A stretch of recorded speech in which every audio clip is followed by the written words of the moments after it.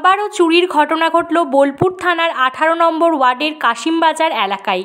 পরপর দুটি নটকোনা দোকানে তালা কেটে চুরির ঘটনা ঘটায় চাঞ্চল্য ছড়িয়েছে এলাকায়। সকালে দোকান খুলতে এসে মালিকরা দেখেন তালা ভাঙা অবস্থায় পড়ে আছে এবং দোকানের মালপত্র ছড়িয়ে ছিটিয়ে রয়েছে।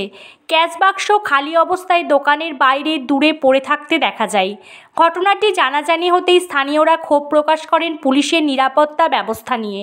পরে খবর পেয়ে বোলপুর থানার পুলিশ ঘটনাস্থলে পৌঁছে তদন্ত শুরু করে এবং দ্রুত চুরি রহস্য উদ্ঘাটনের আশ্বাস দেয়।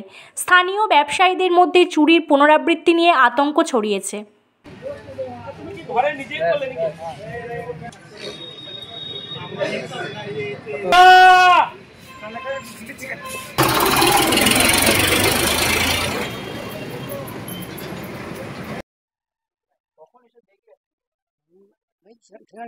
বাড়িতে ছিলাম, ফোন করে তোমার দোকান চলে গেছে।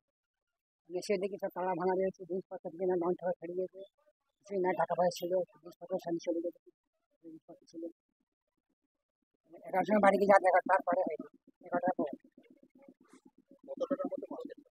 বলছি 3,000 টাকা যাবে। হ্যাঁ, পুলিশ ছিল। পরে ওই দেখি ফুটেজ চেক করে দেখি করা যায়।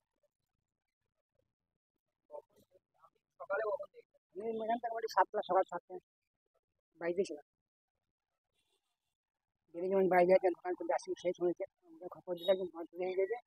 আমাকে বললে সে দেখি দোকানে সব ভেঙে ছিল, করে দেখি ক্যাশ বাক্স সব বাইরে পড়ে আছে, টাকা ভরে নাই, কিছু সব চুরি করে নিয়েছে। শিবশঙ্কর সামন্ত, কাশিমবাজার 18 নম্বর ওয়ার্ড। এসে দেখলাম মানে সকালে যখন দোকান খুলতে আসি তখন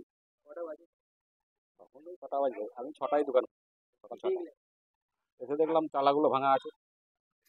তারপরে ক্যাশ বাক্সটা ওই সাইডে পড়েছিল, তালাগুলো ওই সাইডে পড়েছিল, দোকানের সামনে শোকেসটা ভাঙাচোরা। তারপরে আপনার ভিতরে বিড়ি সিগারেট যা ছিল সব নিয়ে চলে গেছে, ক্যাশটা পুরো আজাদ, ক্যাশে কিছু নাই। কত টাকা মাল নিয়েছে মানে বিড়ি সিগারেট এইসব মিলিয়ে মোটামুটি বিড়ি সিগারেট 1,000-6,000 টাকা হবে, আর ক্যাশ মোটামুটি 600-700 টাকা ছিল। কয়েন নোট নিয়ে চলে যায় বাড়ি, কয়েন। আর ওই সামনে 2-4টা বয়াম ছিল, সেগুলো ভেঙে চলে। হ্যাঁ, থানায় ডায়েরি করে এসেছি, থানার যে পুলিশ এসেছিল তারা তদন্ত করে গেল এবং সিসি ক্যামেরা রয়েছে এখানে, সিসি ক্যামেরাটাও চেক করবো বলেছে। আমাদের করেছি, ওরাও আশ্বাস দিয়েছে। আমার নাম বিধানচন্দ্র খাম্বু, ডাক নাম বাপি।